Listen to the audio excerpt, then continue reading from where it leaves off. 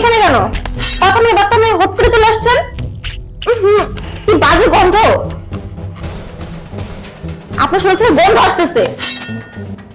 বৌমা, আমি তো খেতে খামারে কাম করি, হাঁস মুরগি পালি, কত রকমের কাম করি, তোমাকে নাকে গন্ধ লাগতেই পারি, কিন্তু আমার কাছে নিজের কাছে কোনো গন্ধ লাগে না।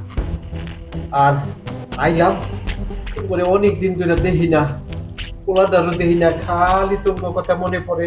আর আইলাম, আমি তো আর খালি খালি আই নাই, এই গাছে দেখলাম যে কলা পাইতে যাইতাছে, আমার নারিকেলও পাকতাছে, তো এটি আমি তো খাইতে খাইতে আর শেষ হয় না।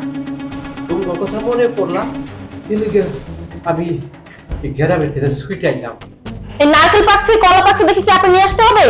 আপনি আমাকে কল দিবেন না, হুট করে চলে আসছেন। আর আপনারা বুড়া হয়েছেন না বাতাসে বুড়া হয়েছেন, চলে আসছেন ছেলের বাড়িতে, এখন আসবেন কদিন খাবেন, এর জন্যই তো আসছেন। আর এই কলা পাকছে নারকেল পাকছে না, এগুলো হলো বাহানা, এগুলো এখানে 50 টাকা কিনতে পাওয়া যায়।